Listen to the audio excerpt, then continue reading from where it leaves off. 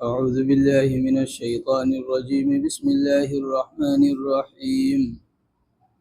لقد كفر الذين قالوا إن الله هو المسيح ابن مريم وقال المسيح يا بني إسرائيل اعبدوا الله ربي وربكم إنه من يشرك بالله فقد حرم الله عليه الجنة ومأواه النار وما للظالمين من أنصار.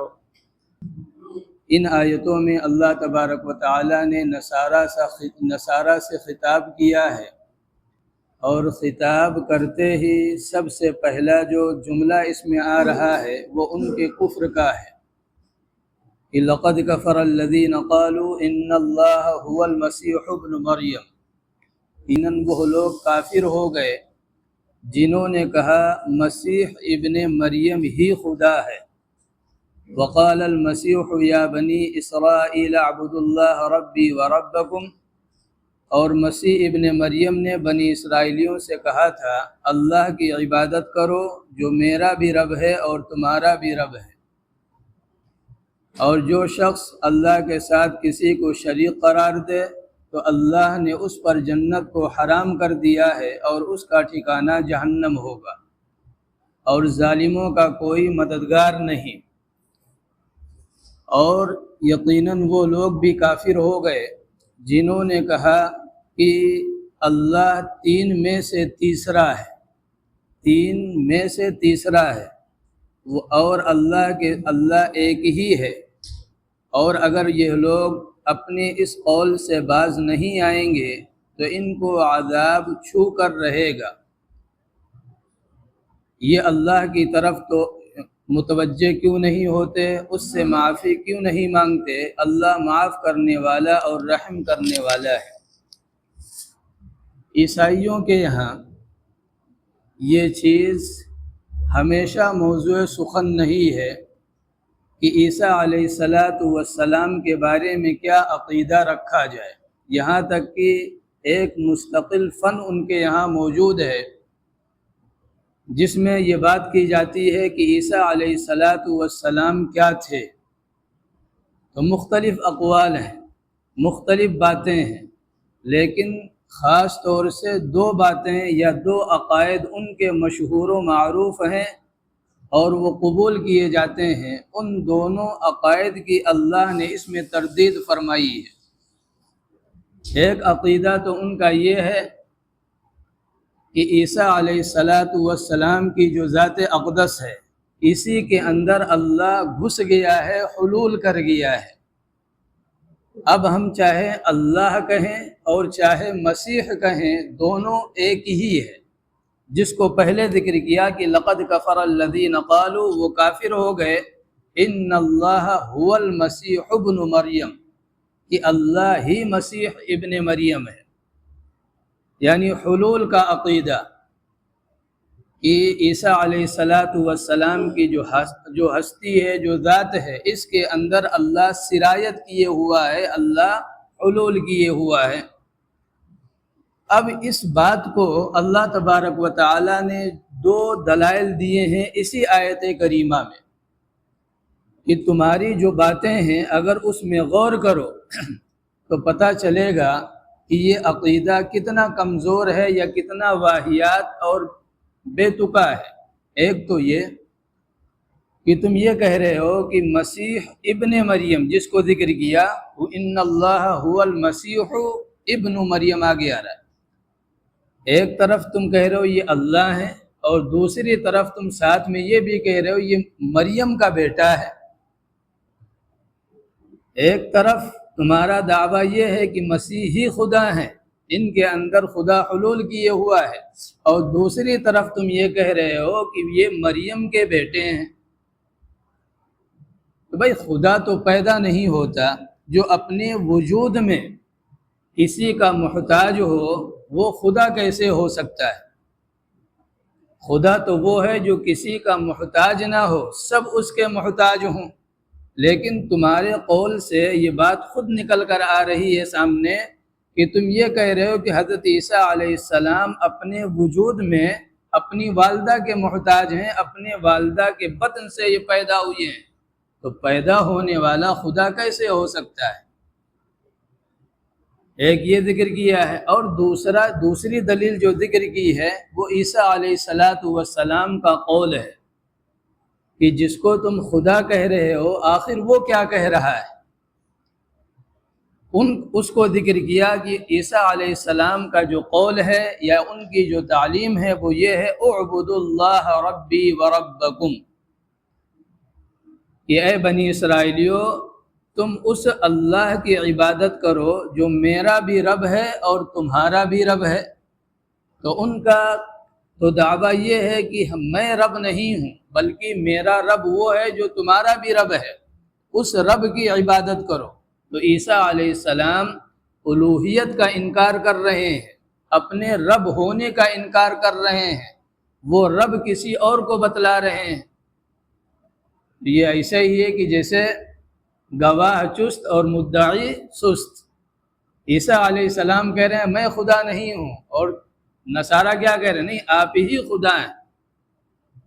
تو اللہ تبارک و تعالی فرما رہا غور کرو تمہاری جو باتیں ہیں اس باتوں میں کتنا تضاد ہے، لوگوں کو کس قدر الجھن میں ڈالنے والی ہے، اور یہ تمہاری بے عقلی اور بے وقوفی پر واضح کرتی ہیں کہ تم کتنے بڑے بے وقوف ہو۔ اب آگے اللہ نے اس عقیدے کو باطل قرار دینے کے بعد یا اس کے باطل ہونے کو بیان کرنے کے بعد فرمایا انہ من یشرک باللہ، میرا اصول اور ضابطہ یہ ہے کہ چھوٹے موٹے گناہ ہو جائیں نظر انداز کر دیتا ہوں، اور جہنم میں اگر ڈالوں گا بھی تو بطور تزکیہ صفائی کر کے جب صاف ہو جاؤ گے وہاں سے نکال کر جنت میں ڈال دوں گا۔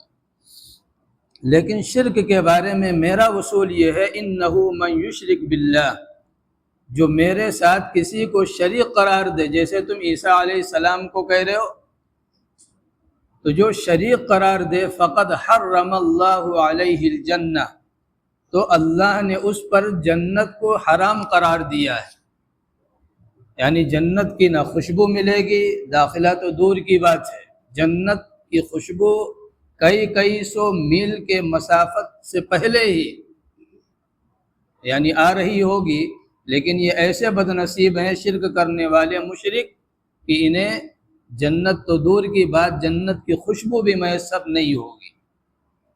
لہذا فرمایا کہ جو شخص میرے ساتھ کسی کو شریک قرار دے تو جنت میں نے جو بنائی ہے اس کو حرام قرار دیا اس کے لیے، وَمَأْوَاهُ النَّارُ، اور اس کا ٹھکانہ جہنم ہوگا، یعنی ابدی جہنم، اور ابدی طور پر جنت سے محرومی یہ اس کا مقدر ہوگا۔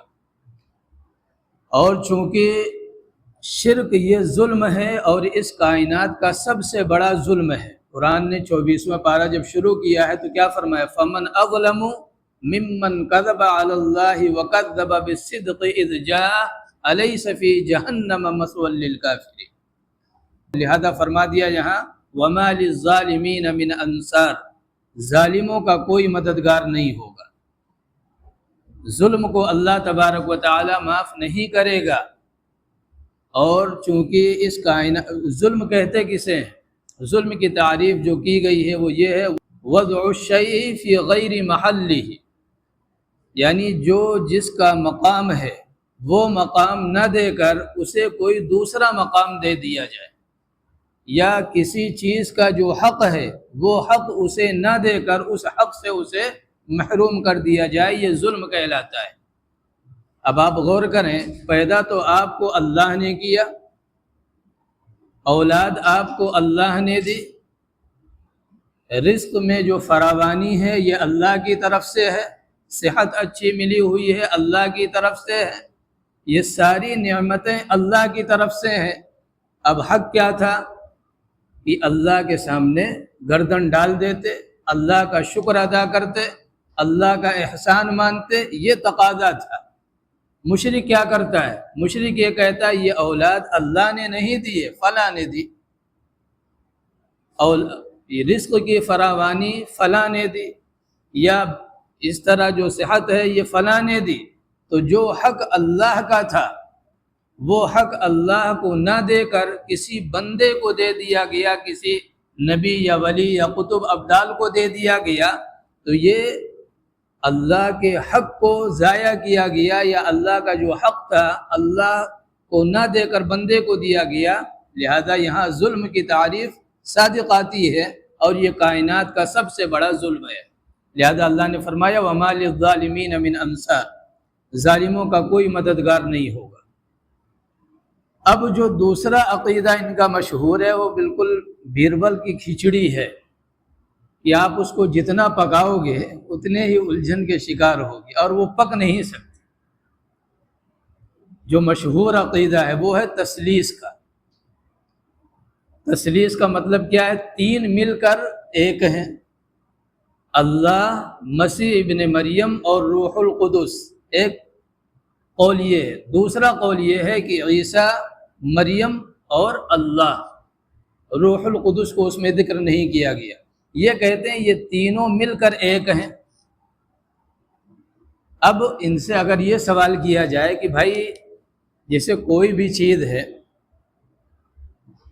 تو جب تین الگ الگ اجزاء سے مل کر بنتی ہے، تین الگ الگ چیزوں سے مل کر بنتی ہیں، تو ان تینوں کا مستقل ایک وجود ہوتا ہے، مستقل ایک وجود ہوتا ہے۔ مثلا آپ کھانا بنانے جا رہے ہیں، مثلا آپ کو سالن بنانا ہے تو گوشت کا ایک الگ مستقل وجود ہے، پھر اس میں آپ پانی ڈالتے ہیں، پانی کا ایک مستقل الگ وجود ہے، پھر اس کے اندر نمک، مسالہ اور یہ ساری چیزیں ڈالتے ہیں، اس کا ایک مستقل وجود ہے۔ تو یہ تینوں الگ الگ ایک وجود ہیں، اور جب ان تینوں سے ایک چیز بن گئی، جیسے آپ سالن کہہ رہے ہیں، اب یہ ایک ہو گیا، یہ اب کیا ہو گیا؟ یہ ایک ہو گیا۔ پہلے تینوں چیزیں الگ الگ تھیں لیکن ان کو آپ نے ملا دیا اور پکا دیا، تو اب ایک شکل تیار ہو گئی سالن کی۔ یہ سمجھانے کے لیے بات کی جا رہی ہے، ورنہ یہ سمجھ سے پرے ہے بات جو ان کا عقیدہ ہے عیسائیوں کا تثلیث کا۔ اب ان سے سوال یہ کیا جاتا ہے کہ حضور یہ بتلائیے، آپ نے جو یہ کہا کہ تین مل کر ایک ہیں، تو آپ یہ بتلائیے یہ تینوں الگ الگ مستقل وجود ہیں یا ان کا وجود نہیں ہے؟ وہ کہتے ہیں نہیں، تین الگ الگ وجود نہیں ہے۔ اب ظاہر سی بات ہے جب تین الگ الگ وجود نہیں ہے تو پھر یہ تین کیسے ہیں؟ بھائی تین الگ الگ اگر وجود ہوں تب تو یہ کہا جائے کہ ہاں یہ تینوں مل کر ایک ہو گئے، جیسے سالن آپ نے تیار کر لیا۔ تو اب اگر یہ تینوں مل کر ایک ہو گئے تو آپ کو لا محالہ یہ بات ماننی پڑے گی یہ تینوں الگ الگ تھے، ان تینوں کو ملا کر ایک کیا گیا۔ اور اصول اور ضابطہ کائنات کا یہ ہے کہ کل ہمیشہ اپنے جز کا محتاج ہوتا ہے۔ جو کل یعنی سالن جو آپ نے تیار کیا یہ محتاج ہے نمک کا بھی، یہ مرچ مسالے کا بھی، اور اسی طرح پانی کا بھی۔ ان تمام چیزوں کا یہ محتاج ہے اپنی اس شکل میں آنے کے لیے۔ لہذا اصول کیا ہے کائنات کا کہ ہر کل یعنی جو تیار ہوگا یہ اپنے اجزاء کا محتاج ہوگا، اپنے اجزاء کے بغیر اس کا یہ وجود ہو نہیں سکتا، اس شکل میں آ نہیں سکتا۔ لہذا اس طرح آپ جز مانتے ہیں تو آپ کو ماننا پڑے گا کہ اللہ محتاج ہے روح القدس کا بھی، اللہ محتاج ہے عیسیٰ علیہ السلام کا بھی، اور جو محتاج ہو وہ کبھی خدا نہیں ہو سکتا۔ اب جب یہ بات یعنی نہیں قبول کی گئی یا اس پر جب ہزاروں سوال اٹھے تو ایک شوسہ اور چھوڑا گیا سمجھانے کے لیے، اور اس کے لیے نام وضع کیا گیا پرسنس کا۔ یعنی انگلش لفظ میں ان جیسے جو یہ اجزاء ہم نے بتایا نا، اس اجزاء کو جز سے بچانے کے لیے کہ یہ مستقل وجود نہیں ہے، اس کے لیے ایک لفظ وضع کیا گیا انگلش زبان میں، اور وہ ہے پرسن۔ اور اس پرسن کے معنی ہوتے ہیں کہ تین مستقل ذات ہیں، اور زیادہ یعنی لفظ جو لے کر آئے اس سے اور زیادہ یہ حضرات گہرائی میں چلے گئے اور تحت سریہ میں دھنستے چلے گئے۔ جب یہ تین ذات ہیں تو آپ یہ کہیں کہ یہ تینوں مستقل وجود تھے اور تینوں مل کر ایک ہوئے ہیں۔ اب جب ہر طرح سے وہ پھنسے تو ایک بات اور کہی وہ بات یہ کہی کہ بھائی جس طرح تم مسلمانوں کے قرآن میں بہت سی آیتیں ہیں جو آیتیں متشابہات کہلاتی ہیں، ان کے معنی اور مطلب آپ نہیں، یعنی کھود کرید میں نہیں لگتے، معنی اور مطلب اس الفاظ کے یا ان چیزوں کے آپ نہیں جانتے، پھر بھی آپ مانتے ہیں۔ اسی طرح یہ عقیدہ بھی ہے کہ ہم حضور سمجھا نہیں سکتے کہ ہم نے جو یہ وضع کیا ہے کہ تین سے مل کر ایک ہے، تو یہ تین الگ الگ کیا ہیں ہم نہیں جانتے، یہ آیت متشابہات میں سے ہے، لہذا اس پر سوال نہ کیا جائے۔ تو اس پر ایک بہت بڑا سوال کھڑا ہو گیا۔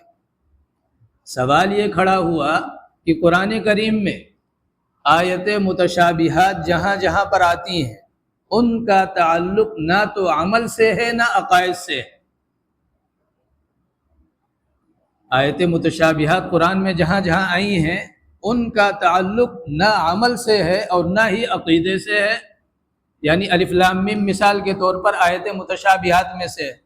اب آپ بتلائیے، آیت متشابہات کے معنی آپ نہیں سمجھتے تو اس سے آپ کے عمل پر کوئی فرق پڑے گا یا عمل کے اندر کوئی نقص یا کمی آئے گی؟ کہیں کچھ نہیں جانتے۔ ہزاروں مسلمان ہیں جو قرآن کریم میں جو آیت محکمات ہیں ان کو نہیں جانتے، متشابہات تو دور کی بات ہے۔ یا اسی طرح جو عقیدہ ہے اس عقیدے کے اوپر بھی کوئی فرق نہیں پڑے گا، اس لیے کہ ایمانیات الگ چیزیں ہیں جن کو واضح طور پر اللہ نے بیان کر دیا ہے کہ یہ چیزیں ہیں جو تمہارے عقیدے میں ہونی چاہیے، عقیدہ اس طرح ہونا چاہیے۔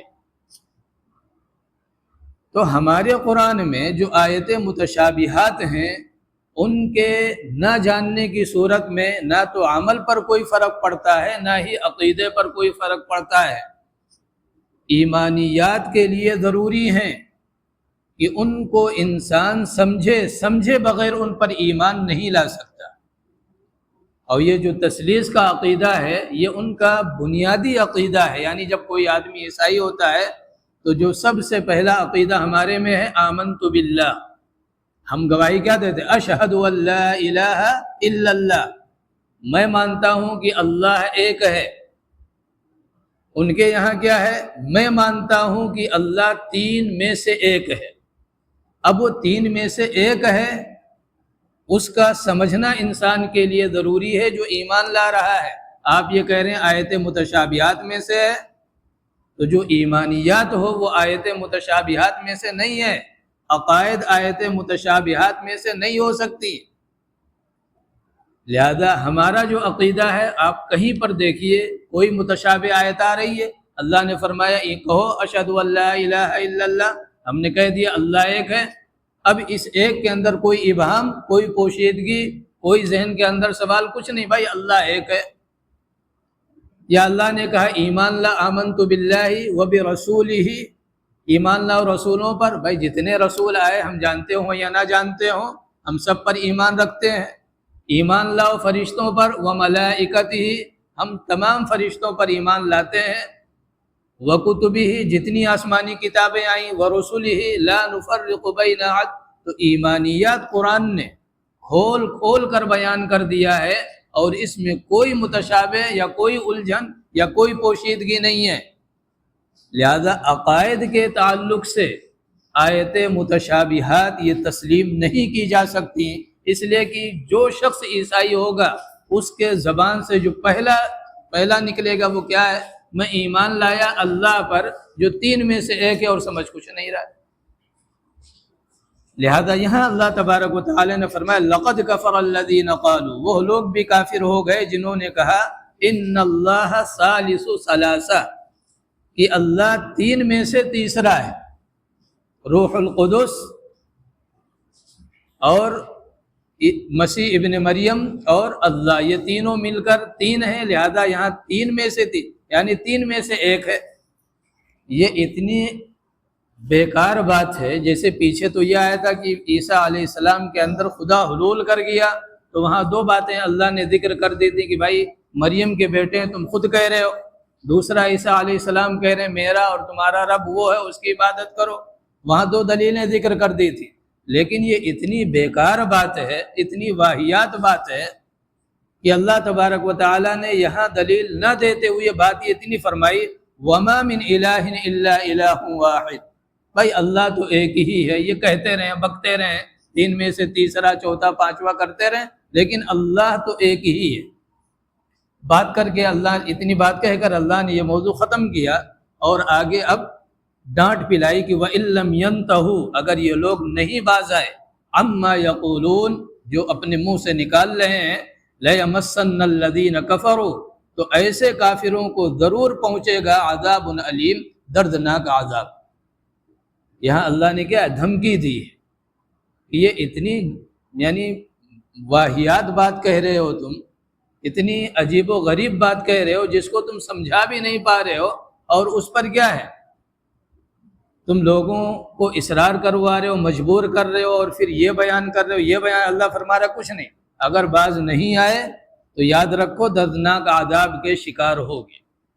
آگے اللہ نے فرمایا افلا یتوبون الی اللہ، اللہ کی طرف توجہ کیوں نہیں کرتے، مائل کیوں نہیں ہوتے، ویستغفرون، اور اللہ سے معافی کیوں نہیں مانگتے، واللہ غفور الرحیم، حالانکہ اللہ معاف کرنے کے لیے تیار ہے اور رحم کرنے کے لیے بھی تیار ہے۔ ارادہ کرو اللہ تبارک و تعالیٰ کے سامنے، توبہ استغفار کرو، ساری چیزیں معاف ہو جائیں۔ اب اللہ ایک بات اور بیان فرما رہا ہے کہ دیکھو، اگر عیسیٰ علیہ السلام یہ کائنات کے اندر کوئی انوکھے رسول ہوتے، کوئی انوکھے نبی ہوتے، تب تو یہ کہنا ٹھیک تھا کہ بھائی بات سمجھ میں نہیں آ رہی ہے، لیکن رسولوں کی ایک لمبی لائن ہے۔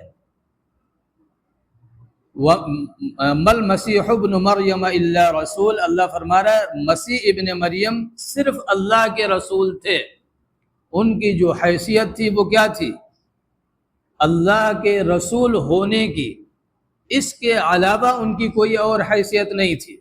لہذا قد خلت من قبلہ الرسل، بہت سے رسول گزر چکے ہیں۔ کیا مطلب، کیا بات سمجھائی جا رہی ہے؟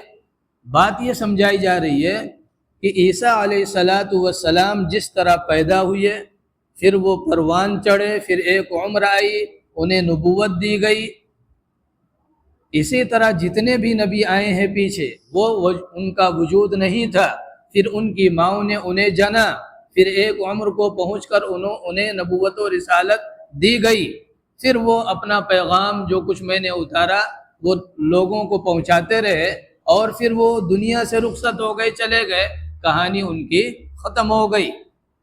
تو یہ تو ہمارا ایک بنایا ہوا نظام ہے۔ عیسیٰ علیہ السلام کی بھی حیثیت ایک پیغمبر کی ہے، ایک رسول کی ہے، میرے ایک قاصد کی ہے، اس سے زیادہ نہیں ہے۔ لہذا یہ بات تمہیں سمجھنی چاہیے۔ آگے فرمائے وَأُمُّهُ صِدِّيقَةٌ، ان کی ماں صدیقہ تھیں۔ بہت سے جو علماء اور مفسرین ہیں وہ یہ کہتے ہیں کہ حضرت مریم یہ نبیہ تھی، اور وجہ یہ بیان کرتے ہیں کہ چونکہ ان کی طرف وحی کے الفاظ استعمال کیے گئے ہیں کہ میں نے مریم کو وحی کی، جیسے سورہ مریم میں اللہ تبارک و تعالیٰ نے پوری کہانی ان کی بیان کی ہے، وہاں جو لفظ لے کر آئے ہیں وہ وحی کا، لہذا وحی نبی کی طرف ہوتی ہے، غیر نبی کی طرف وحی نہیں ہوتی، لہذا وہ نبی ہے، یہ ان کا استدلال ہے۔ لیکن صاف ستھری بات اور زیادہ راجح بات یہ ہے کہ نبی نہیں۔ جس طرح وحی کا لفظ مریم کے لیے استعمال کیا گیا، اسی طرح یہ لفظ موسیٰ علیہ السلام کی والدہ کے لیے بھی استعمال کیا گیا، اسی طرح یہ لفظ شہد کی مکھیوں کے لیے بھی استعمال کیا گیا۔ تو یہ الفاظ قرآن میں کئی مقامات پر ایسی چیزوں کے لیے بھی استعمال ہوا ہے جو نبی بنی نے۔ بھائی شہد کی مکھی نبی بن کر کیا کرے گی، آپ بتائیے، وہ کیا سمجھائے گی لوگوں کو؟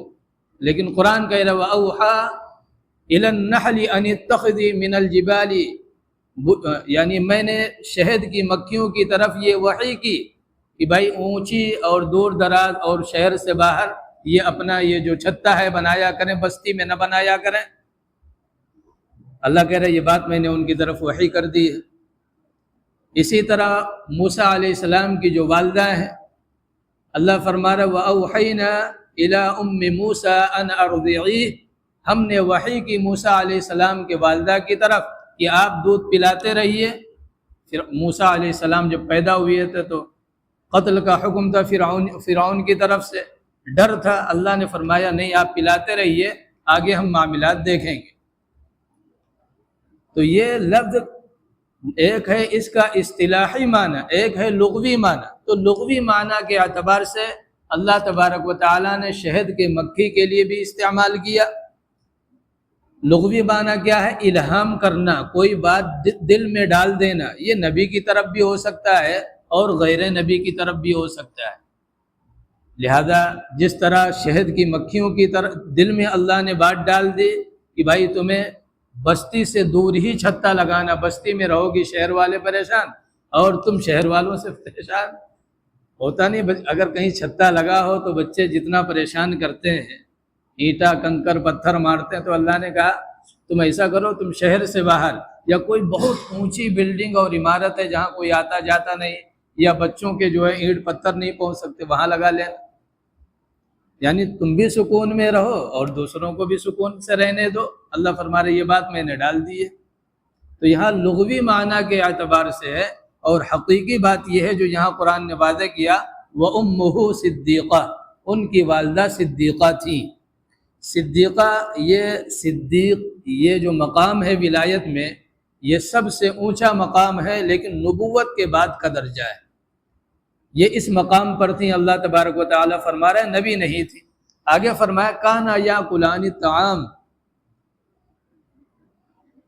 دونوں عقیدوں کو سامنے رکھیے۔ اللہ فرما رہا ہے یاکلان الطعام، اے ثالث ثلاثہ اور مسیح ابن مریم ہی کو خدا ماننے والے غور کرو، یاکلان الطعام، دونوں کھانا کھاتے تھے۔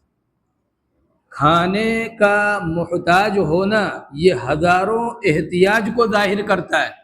بھائی ایک لقمہ کھانا جو ہمارے منہ تک پہنچتا ہے، ساری کائنات مل کر اس ایک لقمے کو تیار کرتی ہے۔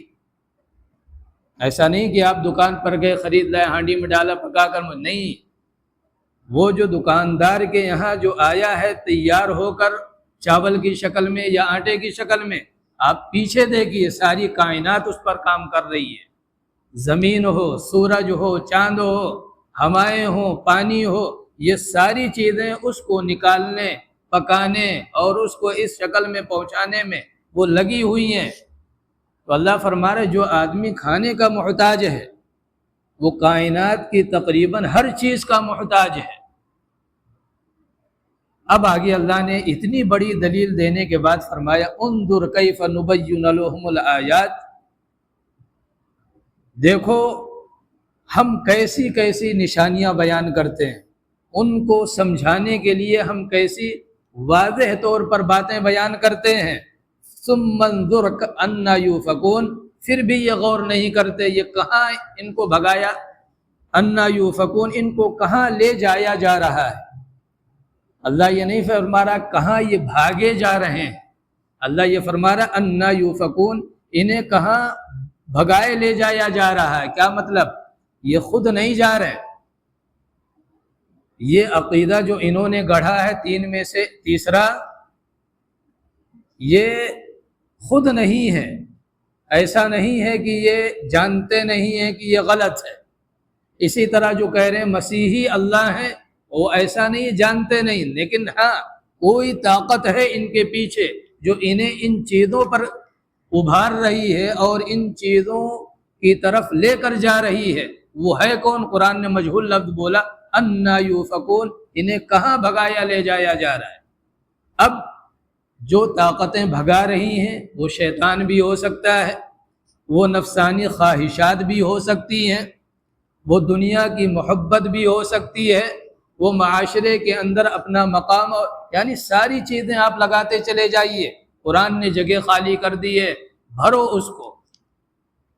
یعنی آپ بلاغت دیکھیے، قرآن نے یہ نہیں کہا کہاں بھاگے جا رہے ہیں، اللہ فرما رہا ہے انہیں کہاں بھگایا لے جایا جا رہا ہے، پیچھے جو طاقتیں لگی ہیں یہ اس کے تابع ہو چکے ہیں۔ شیطان کہہ رہا ہے یہ کرو، وہ کر رہے ہیں، خواہش اس بات کا تقاضا کر رہے ہیں، دنیا کی محبت اس بات کا تقاضا کر رہے ہیں، معاشرے کے اندر مقام اور مرتبے کو حاصل کرنے کے لیے غلط عقائد گڑھنے پڑیں گے، وہ گڑھ رہے ہیں۔ اللہ فرما رہا انا یوفکون، یہ خود نہیں جا رہے ہیں، انہیں نفسانی خواہشات، انہیں شیطان، انہیں دنیا کی محبت، انہیں معاشرے کے اندر مقام اور مرتبہ، اس نے انہیں اس مقام تک پہنچا دیا ہے کہ حق بات کو جان بوجھ کر یہ چھوڑ رہے ہیں اور غلط کے یہ داعی بنے ہوئے ہیں۔ اللہ تبارک و تعالی ہم سب کو کہنے سننے سے زیادہ عمل کی توفیق دے۔